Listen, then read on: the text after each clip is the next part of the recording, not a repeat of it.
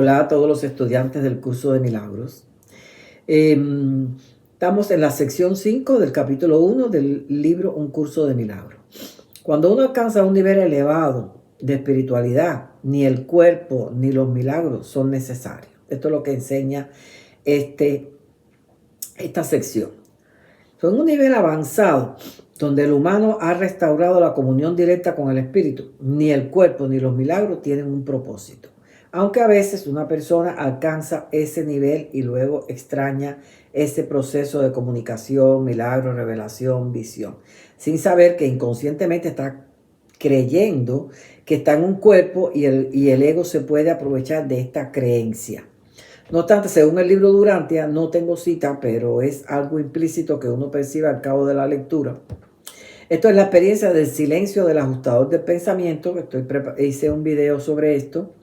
Alguien puede haber alcanzado un nivel tan elevado de sincronización con el ajustador que se reducen las señales emocionales y sensoriales que antes indicaban su presencia, que ya no es necesario. Entonces, cuando ya no es necesario comunicar, al humano para que haga cosas, ¿ok? Ya solamente quedan inspiraciones para servicio y para perfeccionar ciertas cosas, pero no ya para otras cosas más difíciles de la persona. Entonces, ya cuando llega ese tiempo, pues la persona está tan alineada a la voluntad divina que ya no necesita confirmaciones sensoriales. El ajustador no se ha ido, siempre está ahí. Estará enfocado en otros esfuerzos por preparar el alma para la fusión final, que normalmente ocurre tras la muerte física. Uno puede sentir como un vacío, pero no quiere decir que estás desconectado. Ok, eso es, nunca estamos desconectados, pero la desconexión se siente cuando uno está en la culpa o cuando uno está en conflicto que no ha solucionado. Pero estamos hablando de otro tipo de sentimiento, el vacío cuando uno ya ha completado las cosas principales. Ok, entonces, si uno siente ese vacío es porque la atención del espíritu está más allá de lo que la mente finita puede percibir. Okay, eso es a diferencia de los que ya están en otro nivel más inferior, que sí están con muchos problemas pendientes por solucionar, que esa desconexión es diferente. Pero ahí sí de todas formas se va a sentir al espíritu haciendo otro tipo de trabajo. Entonces, si eres uno de estos, no retrocedas en buscar confirmaciones sensoriales, no retrocedas a identificarte con el ego y con el cuerpo. Simplemente sigue haciendo la voluntad del Padre, que ya sabes cuál es. Aun cuando el ego te pase una mala jugada, sabes corregirlo inmediatamente. Son instantes de desconexión, pero inmediatamente en instantes te conectas de nuevo. Pero los demás tienen que trabajar el ego y trascenderlo hasta que sea el espíritu quien controle. Mientras tanto, necesitaremos usar uno de los dos, el cuerpo o el milagro, pensando que estás haciendo mal, ¿no? El cuerpo y el milagro son medios para volver al estado de unidad. Si ya te sientes uno con Dios, no necesitas esos medios. Eso es lo que explica esta sección. Somos espíritus haciendo uso de un cuerpo. No somos el cuerpo. ¿Okay? Y el milagro es una corrección que Jesús coloca en nuestra mente, en nuestro pensamiento. Cuando ya no necesitas más corrección a este nivel de vida, ya no necesitas el milagro. Si lo necesitas, vas a sentirlo junto con el reconocimiento de lo que hay que cambiar.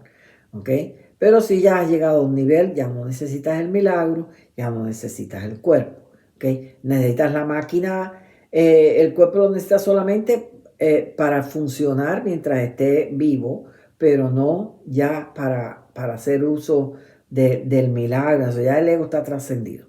Entonces luego dice, tú puedes destruir tu cuerpo, que es el medio de comunicación, pero no puedes destruir el potencial, porque eso no lo creamos nosotros. ¿Okay? Por eso es que no lo podemos destruir. El potencial es nuestra capacidad innata de crear y extender el amor. Esa es la verdadera parte espiritual nuestra. Podemos dañar el cuerpo y hasta perderlo, pero nunca podemos anular nuestra esencia, ni la capacidad de expresar amor y verdad. Por eso también nos pueden matar, pero todo lo que nosotros hemos logrado espiritualmente, eso está a salvo. Lo que Dios creó nadie lo puede destruir, pero sí podemos destruir el ego, porque el ego no lo creó Dios. Entonces Jesús dice que aquel que decide buscar la verdad y perfeccionarse ha decidido también no esperar en el tiempo más de lo necesario y siempre quiere saber ahora. El tiempo malgastado causa deterioro tanto físico como mental como emocional.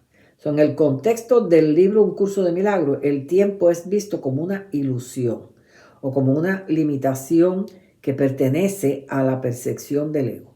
En el tiempo las cosas no se mantienen eternas, pero el amor y la verdad sí permanecen para siempre. Luego habla de la igualdad. Dice, igualdad no quiere decir igualdad ahora.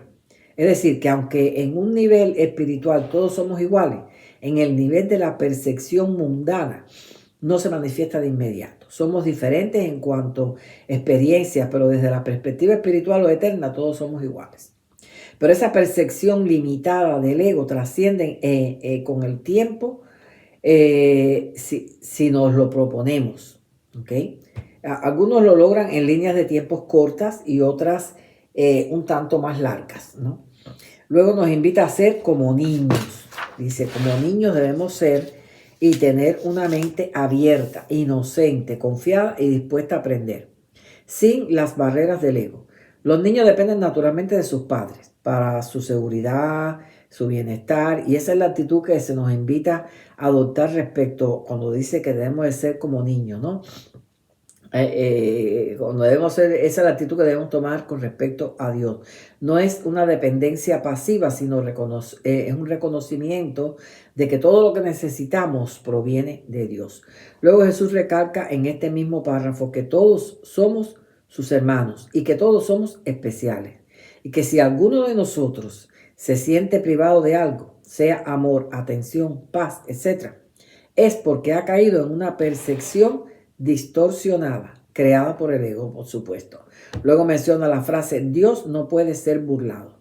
Implica que no podemos engañarnos y evitar las leyes divinas o la verdad última, que es el amor, la unidad con Dios. No importa que nuestra decisión sea vivir bajo las leyes del ego, la realidad espiritual no va a cambiar nunca, puesto que es una realidad eterna. Las del ego son temporales. La palabra burlar aquí no se refiere a un castigo o que estamos haciendo burla o me burlo de Dios. No. Lo que no podemos es desacreditar las leyes que ya Dios ha establecido. ¿Ok? Entonces, significa que las leyes divinas, tales como el amor, la unidad y la plenitud, no pueden ser alteradas. Por mucho que nosotros las neguemos, por mucho que queramos ser ateos y no creer en Dios, las leyes no van a alterarse nunca. Funcionan naturalmente, por más que nos identifiquemos con el ego. Jesús dice que la separación de Dios es solo una ilusión temporal y que todos sin excepción estamos destinados a recordar nuestra conexión con Él, sin importar nuestras creencias actuales. Comparándolo con el libro de Urantia, un ser humano que decida no salvarse de todas formas tendrá un juicio justo. Pero al final, si persiste, los dones de personalidad y espíritu regresan a Dios que lo dio. Permiso.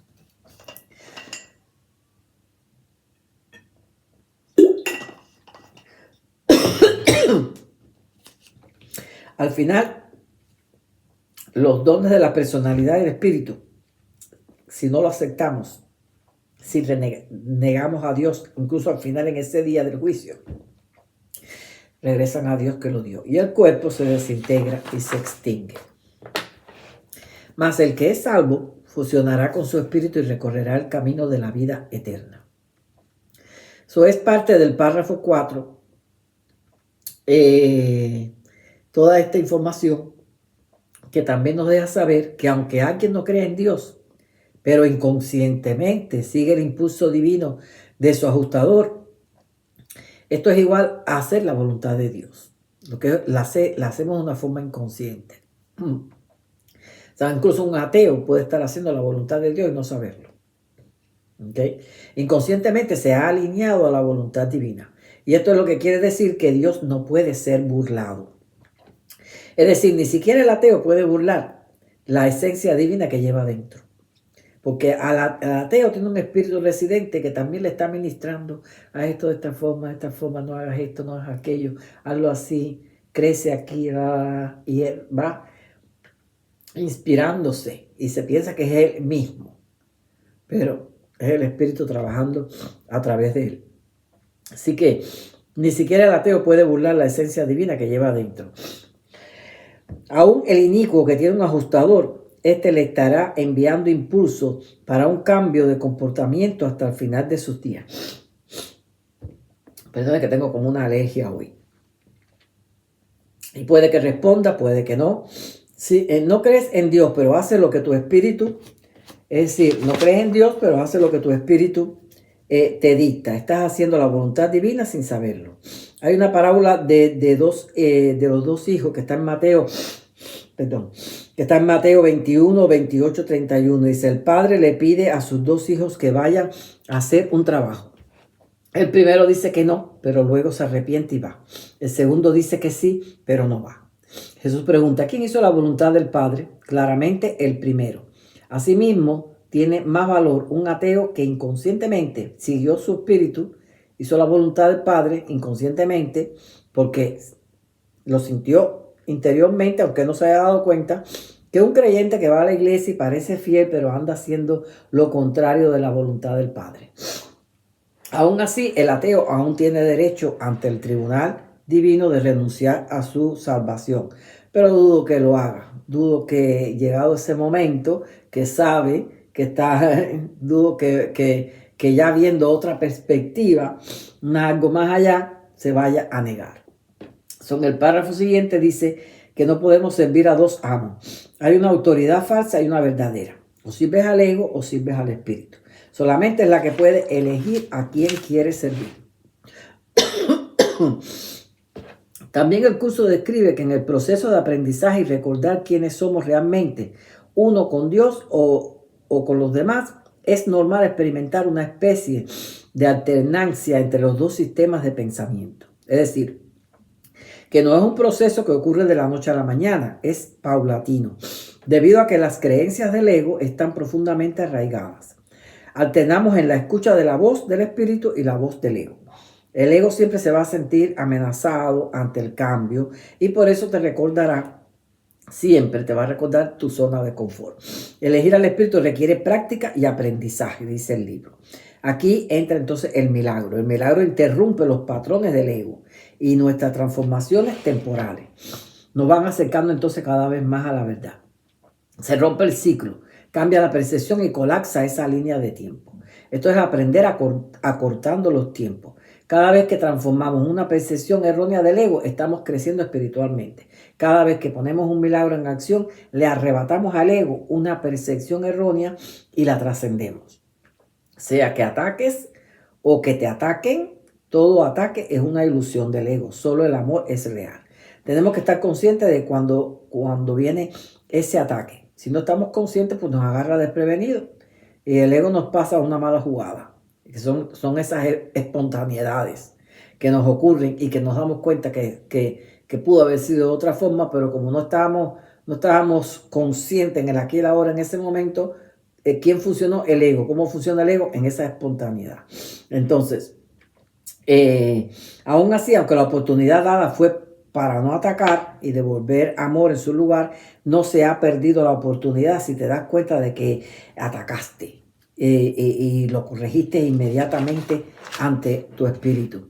Solo puedes corregir ante la otra persona, pero igual es una oportunidad para el otro también corregirse a sí mismo, porque son dos los que se equivocaron, ¿no? El que atacó y el que reaccionó al ataque. Son dos egos enfrentados. El milagro hace que poco a poco nos sintamos completos en Dios. Cambiamos la percepción del mundo externo. Percibimos el mundo desde el amor y el perdón. Y vamos entonces transformando nuestra relación con los demás y con nosotros mismos. Al final de esta sección dice que nada es más inestable que una orientación invertida. Sí, la orientación invertida es la manera en que el ego te hace percibir el mundo al revés, valorando lo que es ilusorio, la separación, el miedo, el que dirán, etc. Y descartando lo que es real, el amor y la unidad. Esta orientación invertida parece ser nuestra zona de confort. Y es por eso que a medida que uno abandona las creencias ilusorias, las creencias egoicas, es por eso que en ese proceso sentimos inestabilidad temporaria. Pero este proceso es necesario para llegar a una verdadera estabilidad interna, basada en la verdad del Espíritu Santo, la voluntad perfecta también de Dios. Todo cambio produce una inestabilidad temporaria y de eso tenemos que hacernos conscientes. Pasa algo, se nos desestabiliza todo en el proceso de que alcanzamos todas las cosas. Es un proceso de disturbio, de caos, pero después viene la calma. Entonces, ya que una vez que pase este periodo, el cambio te provee mayor seguridad, mayor paz, mayor comprensión, claridad de lo que pasó para que no volviera a caer en la misma situación. Así que todos son procesos que tenemos que entender porque estamos en una carrera de aprendizaje. Bueno, hasta pronto.